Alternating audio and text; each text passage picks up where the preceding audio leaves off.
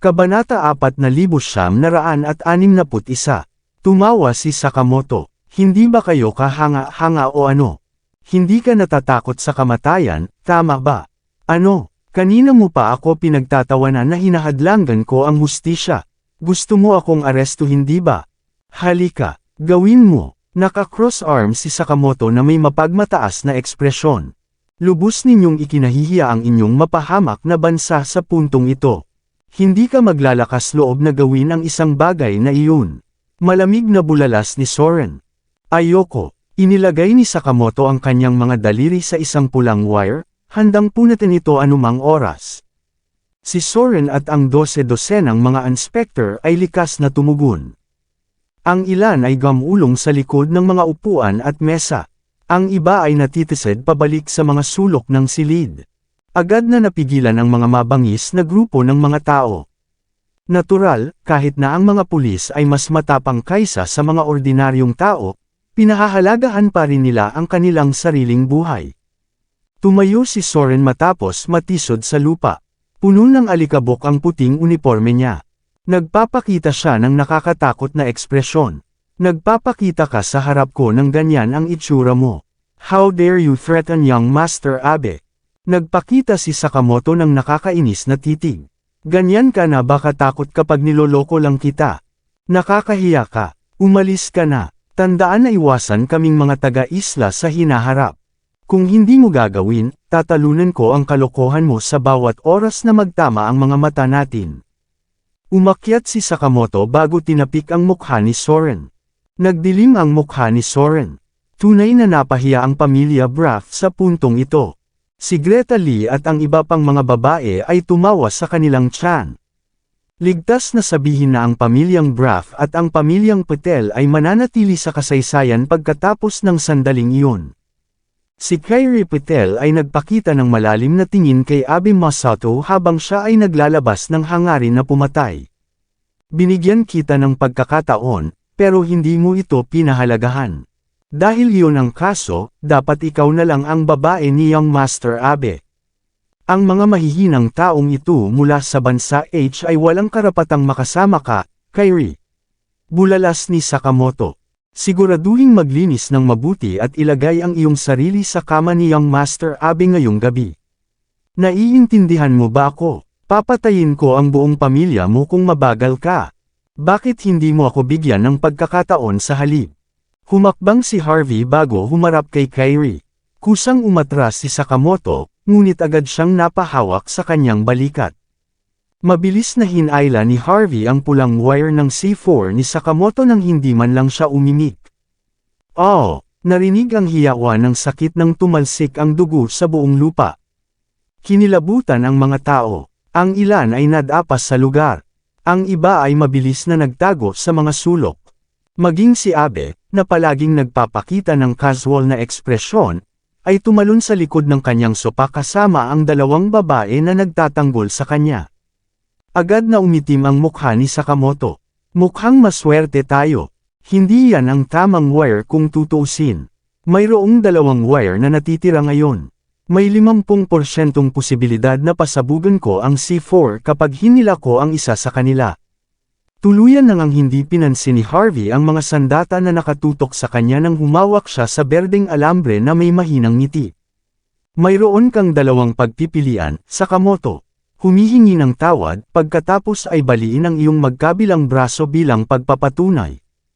O kaya, maaari kong alisin ang kawad at isugal ang buhay ng lahat. Casual na sinulyapan ni Harvey York si Sakamoto, na nagpapakita ng mabangis na ekspresyon. Huwag kang mag-alala. Kung sumabog ang C4, mamamatay ako kasama mo. Ang iyong Young Master Abe ay hindi naiiba. Maaari tayong lahat magkaroon ng isa pang laban sa kabilang buhay dahil ang lahat ay bababa ng magkasama. Agad na nagdilim ang mukha ni Sakamoto nang magpakita siya ng mapaghiganti na titig. Bastos ka. Sino ka? Nais ni Sakamoto na alisin agad si Harvey, ngunit ang kanyang aura ay ganap na pinigilan habang ang kanyang balikat ay pinindot para sa ilang kadahilanan. Ni hindi niya maigalaw ang kahit 1 pulgada ng kanyang katawan sa mga sandaling iyon.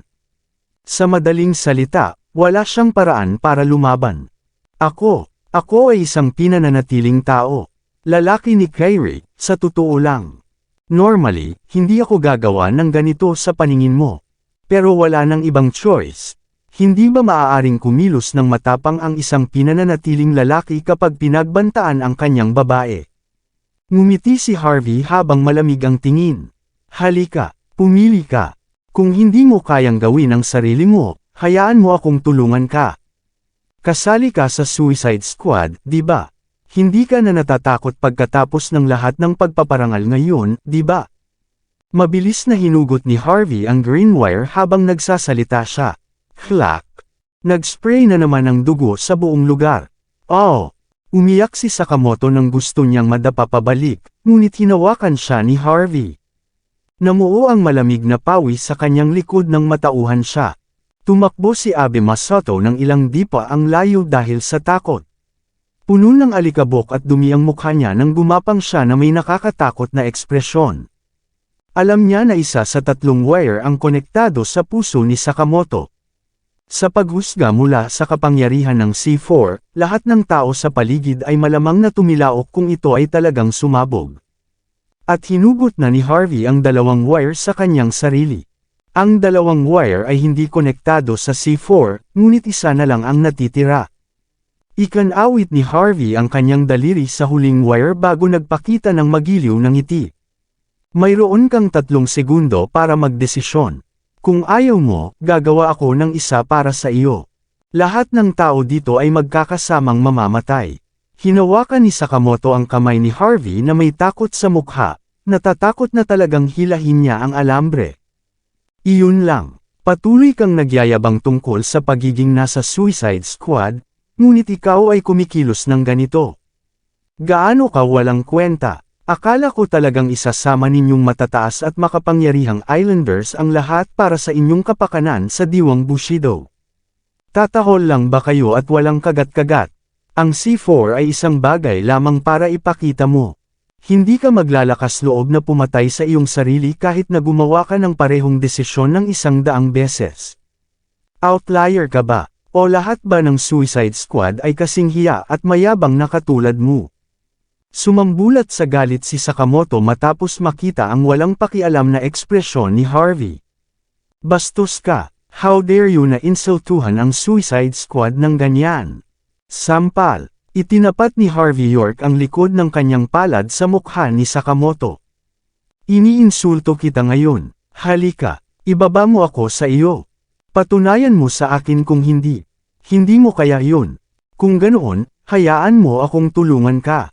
Patuloy na sinasampal ni Harvey si Sakamoto. Ang kanyang mukha ay namamagana parang baboy sa loob lamang ng ilang minuto. Natahimik ang karamihan. Walang tigil na kumikibot ang mga mata ng mga tao nang tumingin sila sa aksyon. Walang sino man ang nag-akala na ang isang iniigatan na tao ay magagawang maging walang ingat. Kahit na ang isang tulad ni Sakamoto ay lubos na nadurog. May death wish siya o ano? Dahil si Sakamoto ay mula sa Suicide Squad, tiyak na marami siyang mapagkukunan. Kahit na samantalahin siya ni Harvey, paano niya haharapin ang kahihinatnan kung kukunin siya ni Sakamoto sa paghihiganti? Ano ang maaari niyang gawin bilang isang pinananatiling tao? Nabuhayan ng loob si Soren Braff at ang iba pang mga inspector habang pinapanood nila ang palabas. Kung gaano sila kaawa-awa, mas masaya sila sa sandaling iyon. Akala nila ay ganap na walang takot ang Islander. Base sa sitwasyon, isa lang din siyang duwag. Bumalik sa katinuan si Soren bago iwinagayway ang kanyang kamay, na sinenyasan ng iba pang mga inspector na bantayan ng mga Islander ng mahigpit at ang mga bodyguard. Nais niyang pigilan ang sinuman na humabol kay Harvey. Agad na umigting ang hangin. Isang malaking away ang malapit ng sumiklab anumang oras. Huminga ng malalim si Sakamoto bago tuluyang kinalma ang sarili. Siya ay isang mataas at makapangyarihang Islander. Hindi niya hahayaang insultuhan siya ng isang lalaki mula sa bansa H ng ganoon. Nakakahiya lang. At isa pa, wala siyang lakas na makipaglaban kay Harvey. Nasa huling wire pa rin ang kamay niya. Sa kaunting puwersa lang, matatapos na ang lahat sa sandaling sumabog ang C4.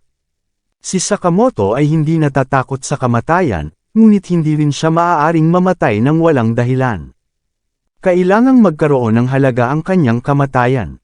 Kailangan niyang kumuha ng ilang young master o prinsipe ng nangungunang 10 pamilya para siya ay mapayapa. Kung hindi, hindi lamang siya mapaparangalan sa pagkamatay kasama ang isang walang tao, ngunit ang kanyang sariling mga tao ay hahamakin pa siya. Siyempre palusot lang ang lahat ng iyon. Hindi nilayon ni Sakamoto na mamatay o manggahas na gawin ang ganoong bagay. Handa siyang takutin ang mga tao sa pamamagitan ng pagpapanggap na walang takot, ngunit hindi siya papayag na mamatay.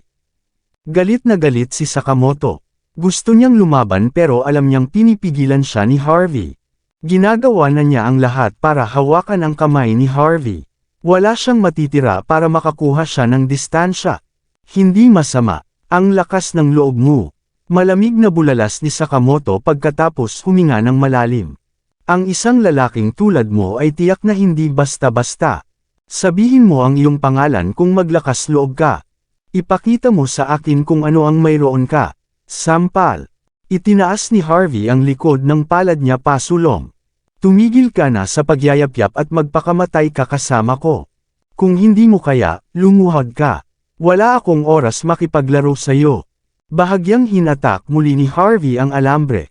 Tuluyan nang nawala ng kulay ang mukha ni Sakamoto nang sa wakas ay nabawi niya ang lakas ng loob.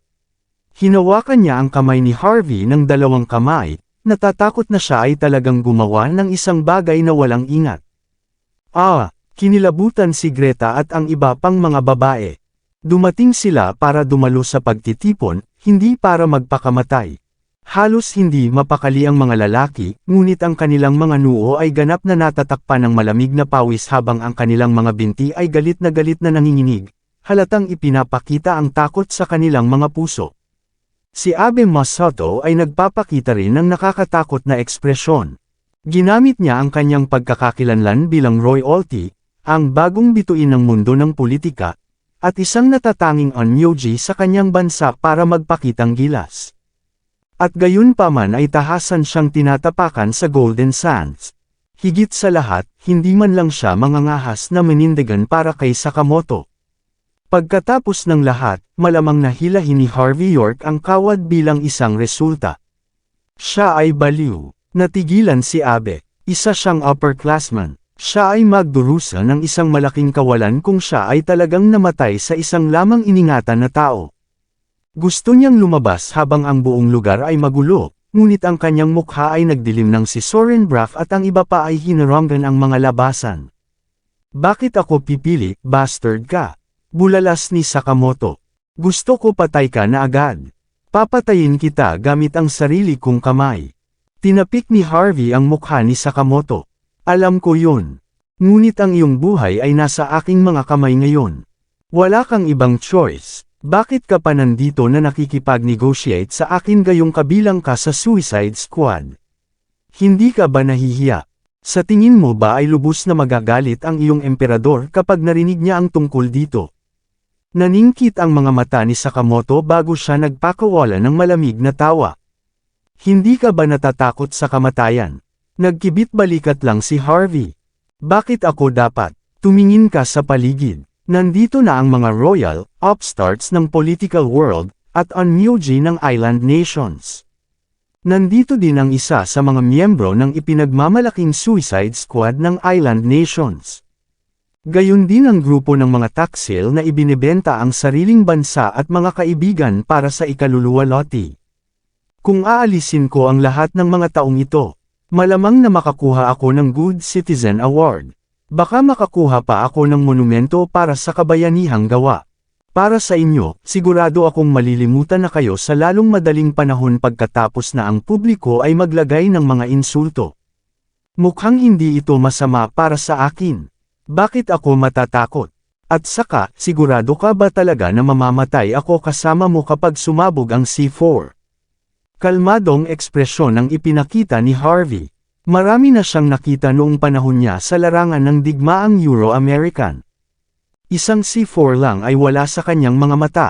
Sumabog man ito, malamang na masugatan siya, ngunit tiyak na hindi siya mamamatay. Kumpiyansa siyang mananatili ng hindi masaktan kung sisipain niya si Sakamoto palabas ng bintana sa sandaling mahayla ang wire. Matapos marinig ang usapan, nanginginig sa takot si Greta at ang iba pa. Gusto nilang magsalita pero ayaw nilang maglakas loob na gumawa ng tunog. Maging ang mataas at makapangyarihang si Abe ay nakaramdam ng sobrang tigas. Hindi rin siya makabitaw ng kahit isang salita. Naningkit ang mga mata ni Sakamoto. Ang tanging nakita niya kay Harvey ay isang pakiramdam ng kalmado sa harap ng kamatayan. Parang ulap ang katahimikan kaya mas nahihirapan siyang huminga. Kahanga-hanga ka, anak, sabi ni Sakamoto pagkatapos bumantong hininga. Hihingi ako ng tawad dyan. Miss Kyrie, Director Braff. I'm sorry sa nagawa ko ngayon. Si Sakamoto ay tila hindi humihingi ng tawad nang sabihin niya ang mga salitang iyon. Sa halip, ang isang pakiramdam ng pinigilan na puot ay maaaring malinaw na naramdaman. Kabanata 4965. Bahagyang tumawa si Harvey York. Malamang hindi ka pa masyadong marunong sa manners. Hayaan mo akong bigyan ka ng leksyon. Dapat sincere ang paghingi ng tawad. Dapat kang lumuhad at mabali ang iyong mga braso bago magsabi ng sorry. Gusto mo bang gawin mo sa sarili mo? O hinihintay mo akong gawin ito para sa iyo? Likas na tumili si Sakamoto matapos marinig ang mga salita ni Harvey. You damn keep man. Mas alam mo kung ano ang makakabuti para sa iyo. Humihingi na ako ng tawad para sa iyo. Ano pa bang gusto mo? Sa tingin mo ba hindi ako mangangahas na mamatay kasama ka? Yung mga bodyguards na yan, huhugot agad ng utos. Tingnan natin kung sino ang unang mamamatay kapag nangyari iyon. Kasabay ng pagkaway ng kanyang kamay ay agad na inilabas ng mga bodyguard ang kanilang mga baril bago ito itinuro sa ulo ni Harvey. Naturally, hindi sila magdadalawang isip na hilahin ang gatilyo kung may nangyaring mali. Hinubad ni Soren Braff at ng iba pa ang mga safety lock ng kanilang mga baril matapos makita ang tanawin. Isang epikong labanan ang maaaring mangyari sa anumang sandali. Isang mahinang ngiti ang ipinakita ni Harvey habang tinitingnan ang walang takot na ekspresyon ni Sakamoto. Madali lang talaga tayong mamatay ng magkasama. Bitawan mo lang, at hayaan mo akong hilahin ang alambre. Ayan na. O sinasabi mo bang maaari kang makipaglaban sa akin sa pamamagitan lamang ng mga kamay mong ito? Casual na pinaikot ni Harvey ang kanyang mga braso. Bas again. Agad na nabali ang mga braso ni Sakamoto bago mahinang umindayog sa gilid. Oh! Napasigaw si Sakamoto sa sakit na may nakakakilabot na tingin nang makita niya ang daliri ni Harvey na nakalawit sa huling alambre. Luluhod ka ba o hindi? Tanong ni Harvey. Binibigyan kita ng 3 segundo. 3, 2. Dahan-dahan siyang nagbibilang habang nilalagyan pa ng lakas ang daliri niya. Maya-maya ay humigpit ang kawad. Napahiyaw si Greta at ang iba sa takot. Sila ay isang bungkus lamang ng maliliit na fries, ngunit kahit na sila ay hindi nais na mamatay tulad ng isang malagim na kamatayan. Lahat sila ay mabilis na natisod, ngunit hinarang sila ni Soren at ng iba pa sa loob. Mabilis na natigilan si Abe. Siya ay likas na gustong gamitin ang kanyang shikigami para sa proteksyon, ngunit ang kanyang katawan ay hindi nakikinig sa kanyang mga utos. Si Sakamoto ay lubos na nabasa sa sariling pawis. Sa wakas ay napagtanto niya na siya ay isang duwag sa lahat ng panahon. Gaano man siya na brainwash ng emperador, hindi siya manggahas na mamatay para sa sarili niyang bansa. Hindi lamang ang mga kilos ni Harvey ay ganap na hindi gumagalang sa kanya, ngunit ang kanyang puso ay nadurog din sa hiwa-hiwalay dahil dito. Siya ay indoctrinated sa paglilingkod sa kanyang bansa ng higit sa 1 dekada. Ang Suicide Squad ay binuo para sa walang kamatayan, katapatan at pagkamakabayan, gayunpaman, wala silang ibang pagpipilian kundi ang makita bilang mga walang pusong duwag mula sa araw na iyon. Wala ng karapatan si Sakamoto na manatiling matuwid. Lumuhod ka, gawin mo na agad, humingi ng tawad kay Miss Kyrie at Director Braff. Gumapang ka kung kailangan mo. Hindi na napigilan ni Abe ang kanyang nararamdaman nang bumulalas siya. Pumunta lamang siya sa lungsod upang maglaro. Mas maganda kung maangkin niya si Kyrie bilang babae niya. Siya ay may mataas na posisyon at prominenteng katayuan. Hindi niya pinayagan ang kanyang sarili na mamatay kasama ang isang tulad ni Harvey.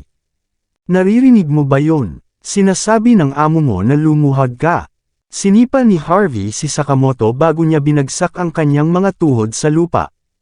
Unti-unting bumababa ang kanyang katawan.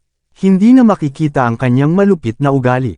Ngumiti si Harvey kay Abe nang hindi man lang tumitingin kay Sakamoto.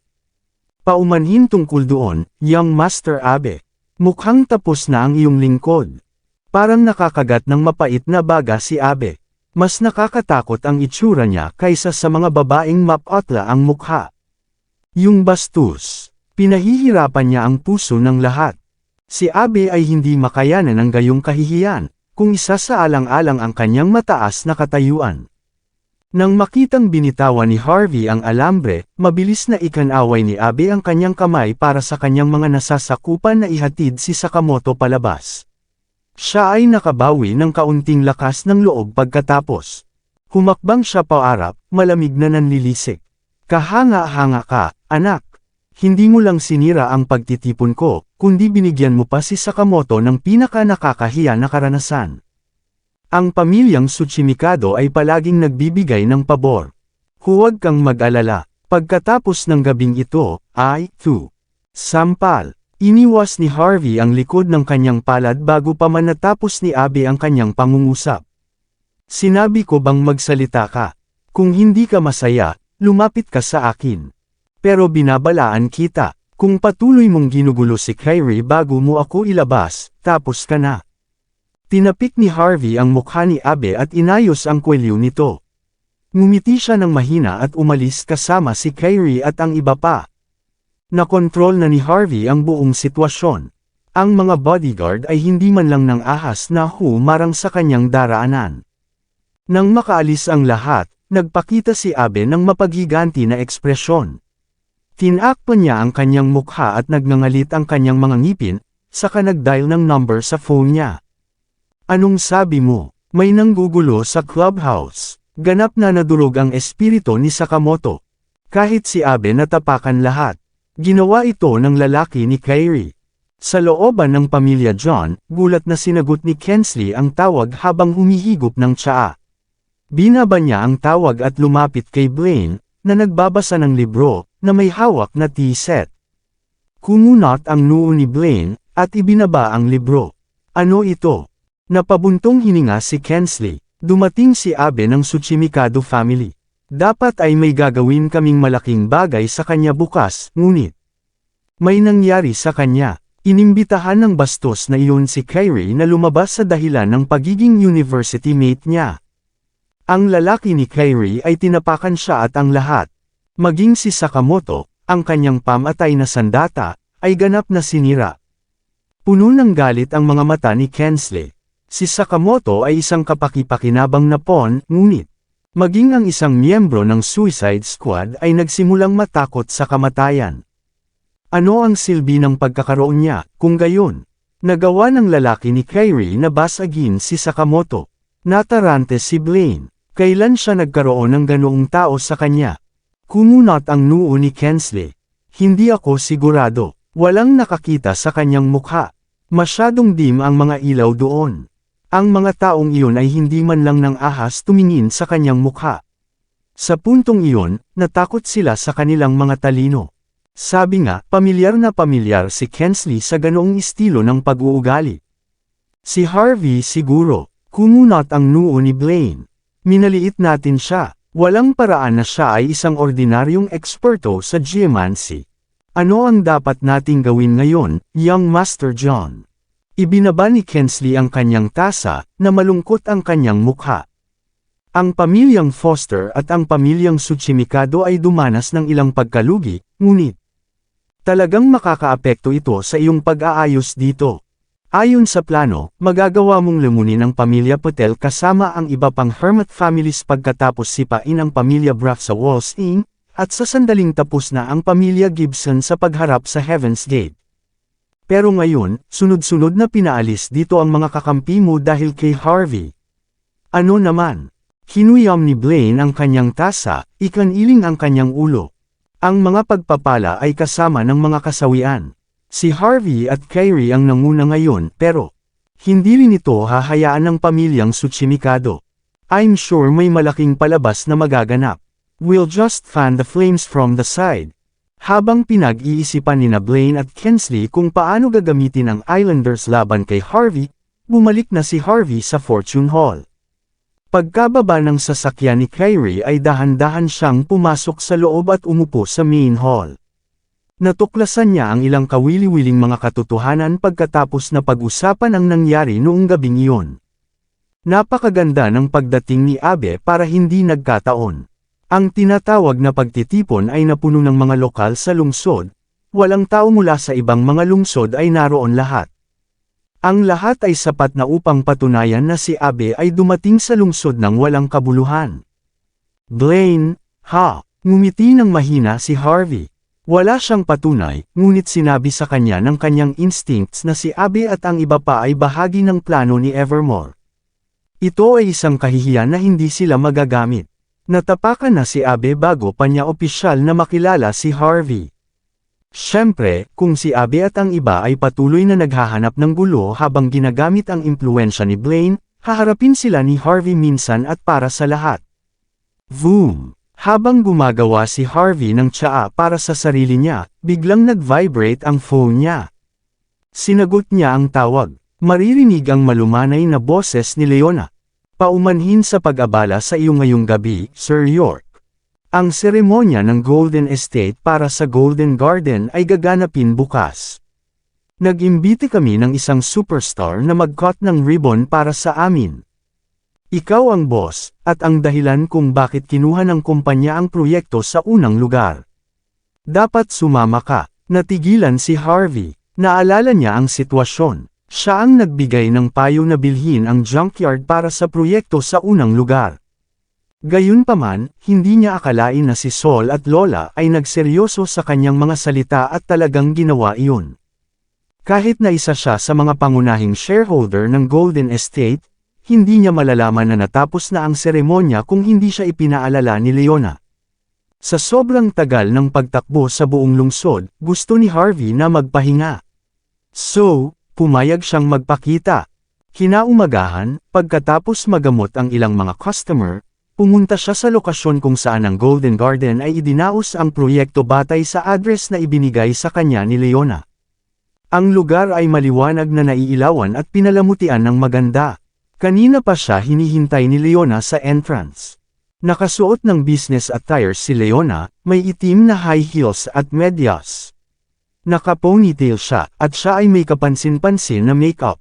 Siya ay kasing ganda ng isang bulaklak, at ang sinumang tumingin sa kanya ay agad na maglalaway. Nakakahiya ang paglabas niya ng napakalamig na aura. Ang mga ordinaryong tao ay hindi nang ahas na lumapit sa kanya, pati na ang makipagkwentuhan pa sa kanya. Si Leona ay naghintay sa katahimikan, wala siyang interes sa sinuman. Nang makita niya si Harvey, lumiwanag ang mukha niya sa tuwa, na parang namumulaklak na bulaklak. Nandito ka na, Sir York, sabi niya, na humakbang pasulong. Kailangan naming kanselahin ang kaganapan kung hindi ka dumating. Pagkatapos ng lahat, ano ang silbi ng pagdaan mo nang wala ka? Napangiti si Harvey matapos marinig ang sinabi ni Leona. Don't say that. Si Sol at Lola ang nag-organize ng project. Shareholder lang ako, pero dahil nangako ako. Halika, kailangan kong gawin ang lahat ng aking makakaya para matupad ito, tama ba? Matingkad na pula ang mukha ni Leona, at medyo natuwa siya nang marinig ang mapaglarong salita ni Harvey. Tama, Sir York. Hindi ka pwedeng umalis na lang pagkatapos mong putulin ang ribbon. Maraming nakatataas at namumuhunan ang interesadong makita ang eksperto sa geomancy na nakatuklas ng Golden Garden. Alam mo ba, laking gulat namin nang maghukay kami ng mesang bato sa garden. Pagkatapos ng ilang pagtatasa, natukoy namin na ang lamesa ay tunay. Ito ay nagpapatunay na tama kami tungkol sa lupaing iyon. Sa sandaling kumalat ang balita tungkol dito, ang aming mga benta ay maging bumang. May nagsabi pa nga na bibilhin nila sa amin ang isang buong gusali. Maaari lang naming hayaan silang ilagay ang kanilang mga pangalan sa ngayon, dahil wala pa kaming lisensya sa pagbebenta. Good work. Just put their names down for now, sabi ni Harvey, na tumango. Malalaman ng mga may karanasan ang ibig sabihin ng Golden Garden. Hindi natin maaaring hayaan ang mga speculators ng estate na makuha ang kanilang mga kamay sa isang lugar na tulad nito. Dapat kang gumawa ng isang patakaran tungkol sa lugar ng mabilis. Siguraduhin na ang bawat tao ay makakabili lamang ng isang pag-aari dito. Other than that, there's no need to change anything in the project. It should be good enough, basta we make ang parehong bilis ng pag-unlad. Wala tayong mga shortcut upang bumuo ng isang tunay na lugar na may mataas na uri, na nagpapatibay sa posisyon ng Golden Sand sa industriya ng real estate. Hindi rin tayo maaaring mag-cut corner para sa pansamantalang benepisyo. Kinuha ni Leona sa puso ang lahat ng sinabi ni Harvey. Huwag kang mag-alala, Sir York. Sisiguraduhin kong gagawa ako ng plano para sa mga kaayusan sa lalong madaling panahon. Alam kong mahihirapan kang gawin ito. Kahit anong mangyari, puntahan mo lang ako kung kailangan mo ng tulong, sabi ni Harvey. Nahihiyang tumango si Leona. Pagkalipas ng isang segundo, ang kanyang mga mata ay kumislap ng madilim. Siya ay napakahusay na tao, ngunit hindi niya ako nakikita sa ganoong paraan. Gayunpaman, mabilis niyang pinigilan ang kanyang nararamdaman. Pagkatapos ay dinala niya si Harvey kung saan ginanap ang seremonya. Bam! Saktong pagdating ng dalawa, narinig agad ang tunog ng kung anong dumudugo sa lupa. Maraming salamat sa lahat ng sumusubaybay. Please subscribe and follow my YouTube and Facebook channel, Filipino Novel. Maraming salamat po. Nakita ni Harvey at Leona na may naghagis ng gunting sa lupa. Gunting dapat ang gamitin upang gupitan ang laso sa panahon ng seremonya. Ang mga bagay na gawa sa purong ginto ay medyo mas malambot. Ang gunting, isang simbolo ng yaman ng proyekto, ay nawasak kaagad. Agad namang lumapit ang isang higher-up na nakakita nito. Sa tingin mo ba kaya mong sirain ang mga bagay dito dahil lang sa isa kang bituin? Kaya mo bang bayaran ang mga pinsala kung hindi gumana ang project? Sampal, isang magandang babae na may napakagandang make-up at isang kapansin-pansing figure ang humakbang pasulong, at sinampal ang mas mataas sa mukha. I've been waiting for 10 whole minutes for this event. So what if I broke your stupid scissors? Tili niya. Agad na nagdilim ang mukha ng nakatataas. Nagkatinginan ang lahat, hindi sila naglakas loob na pigilan ang babae sa lahat. Ang mga manggagawa sa likod niya ay may magarbong ekspresyon habang nanunood. Tumingin sila na parang walang ginawa ang babae na mali. Napakaganda ng Golden Estate. Matagal ka nang nagmakaawa para lang putulin ni Miss Violet ang ribbon. Sayang na hindi mo siya binibigyan ng pangunahing spotlight. Ngayon, hinihiling mo pa sa kanya na maghintay ng higit sa 10 minuto. Hindi mo ba alam na ang oras ni Miss Violet ay nagkakahalaga ng libu-libong dolyar? Maaga o huli, aayusin natin ang mga score. Hindi mahalaga kung ang seremonya ay isang tagumpay o hindi. Kayo ay kailangang magbayad ng mga bayarin ayon sa kontrata. Kung hindi, makakatanggap ka ng legal na sulat sa lalong madaling panahon. Nakaramdam ng hiya ang mga manggagawa matapos marinig ang mga salitang iyon. Huminto si Harvey sa kanyang kinatatayuan, at ibinato ang nalilitong tingin kay Leona. Mapait na tumawa si Leona. Siya si Violet. Siya ang bituin na sinasabi ko. Siya ang tagapagsalita ng isa sa aming mga pangunahing supplier. Inirerekomenda siya ng supplier sa amin upang makakuha ng mas maraming trapiko. Ako ay walang dahilan para tumanggi noong panahong iyon, kaya ang lalaking nasa harap niya ay ang aming pinuno ng publicity department, si Kaisen Bierstadt. Masipag siyang tao, pero medyo old school na siya. Paulit-ulit niyang sinasabi na ikaw lang ang pinayagang tumayo dito, at walang karapatan si Violet para doon. Dahil dyan, matagal nang nakikipagtalo ang team ni Violet kay Kaisen. Kinausap ko na si Violet, at sa wakas tumahimik na siya. Hindi ko akalain na magiging ganito siya nitong mga nakaraang araw. After looking in her, nalaman ko na nakasama niya ang pamilya Foster. Malamang na siya ay kumikilos ng mataas at makapangyarihan dahil naisip niya na maaari siyang maging may bahay ng pamilya. Sinabi niya na aalis siya kaagad kung wala siya sa pangunahing spotlight ng kaganapan. Dahil maaga siyang dumating, ginamit niya iyon bilang dahilan para mas mahirapan kami. Isang apologetic na ekspresyon ang ipinakita ni Leona kay Harvey. Sorry for ruining your mood, Sir York. I'll go handle this right now.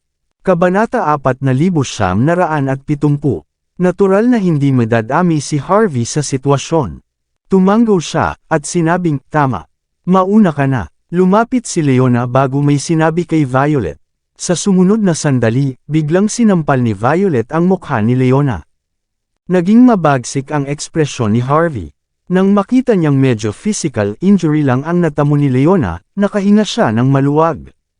Malamig na pinandilatan ng mayabang na katulong ni Violet ang karamihan, at sinabing, Leona. Hasten, bawat isa sa inyo, nagbabala ako. Ikaw, nakatayo si Miss Violet sa main spot kahit anong mangyari. Bukod doon, kailangan mong bayaran kami ng 3 beses sa rate.